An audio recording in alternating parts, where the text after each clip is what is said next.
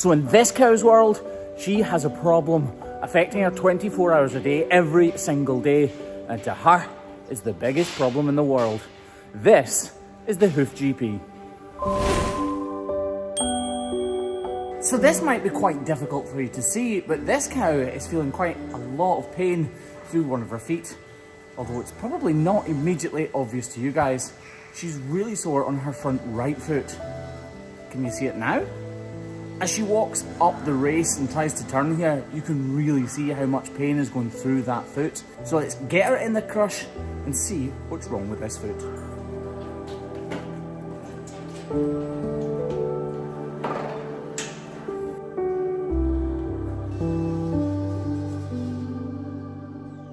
So as we begin to clean up this foot for you all to see and for me to have a little better look, I can tell straight away this is the problem foot. That's for two reasons.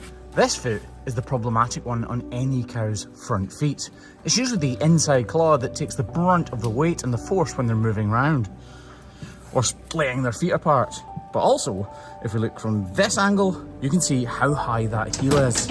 I could be wrong, but I think this is gonna cut all the way back and slice right through the foot coming out here. In some ways I hope I'm wrong because I want this to be a very small problem, but in some ways I hope I'm right because then I won't look completely stupid to you guys. Not that I usually have to try.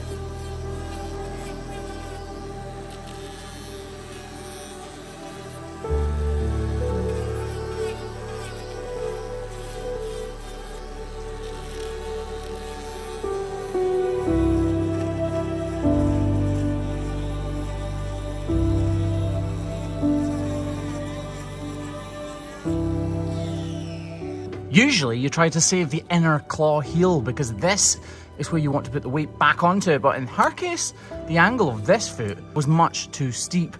This foot and this foot should both be about 50 degrees. Looking from that way. Right, let's see exactly, oh, that came away quickly. Exactly what is underneath here. Oh, I can tell you right now, that absolutely stinks. Oh. And it is completely full of...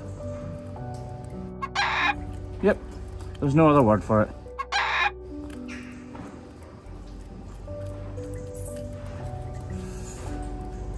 Right. Oh, it's really tough. The cow's feet here in general are actually pretty tough. They're outside for most of the year, but right now here in southwest Scotland, the weather is climate, to say the least. In other words, it's really wet. It's fairly cold, so it's about 5 degrees today. It goes down to about -5 at this time of year usually, but today is a bit warmer. So these cows are inside, which will not be helping this cow's foot really at all. These cows are much, much better when they're outside, in the green grass that they prefer to call home, but it's just not manageable here at this time of year. A lot of the cows go out and then you see them standing at the gate wanting back in.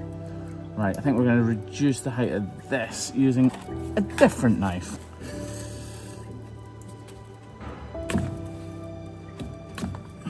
This is called white line disease. It's basically infecting the lamina corium. It's quite a good phrase, isn't it? Lamina corium makes you sound like you know what you're talking about. But that is what it is called. The lamina corium is what holds the interior of the hoof to the interior of the cow's foot itself. It's like a bunch of little fins all interconnecting, and they make this incredibly strong connection. But the problem is, sometimes if a cow bashes her foot or eats the wrong thing, those lamina corium or laminae can swell. And as they swell, they begin to burst apart. And this is the result of it bursting apart. Right, we'll get a block on there. This maybe seems like a very small and insignificant problem to you, while you sit there with your cup of coffee in your lovely warm living room, with your husband or wife sitting on the other seat watching TV. But to this cow, this is her world. For 24 hours a day, that is hurting. So getting this block put in place is going to be a huge relief. Sometimes we see huge problems on this channel And that can sometimes make these problems seem very minimal. But just remember, if that was on your foot and you were having to walk around or even sit with your foot up, it would be throbbing constantly. So removing those outer layers of hoof horn should combat the pain from the inflammation, and the block is going to relieve it completely when she's walking. So we don't really need to do anything more than that. We've removed all of this overburdening hoof horn, we've taken all of the dirt and manure out of there, applied a block, carved all of this away, so even if the block fell off, which it won't because it's attached with Hoof Grip Pro, this would still be getting relief because this hoof itself is actually higher here than this one is here. So if this fell off, she'd be walking on this foot rather than this foot, which is exactly how you would treat her if you didn't have access to a block. Right, let's topically treat this with iodine, iodine, iodine, iodine, iodine, however you guys want to say it. Iodine. Iodine. In general, you guys see me spraying a cow's foot with iodine once. In reality, we spray them multiple times. We need as much iodine on there as possible so it kind of forms a natural plaster so that this girl's feet can cure, keeping the dirt out and the healthy tissue protected underneath. These cows are herding animals, so as soon as you take them away from the herd, they start to get stressed out. At the end of the day, they have no idea that we're helping them. We're shoving them in a green machine, lifting them up in the air, putting belly bands around them, lifting all of their feet, and then prodding and poking at something that is already sore.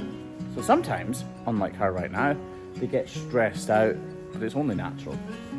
So yes, you don't really notice any difference as she walks out of the crush here, but this block lifting that inner claw right up off the ground like this is going to make a huge difference there over the coming days. That kind of problem is healed in one simple trim. It's just a matter of actually getting the cow in the crush to trim her in the first place. You've been watching the Hoof GP and Cow 512.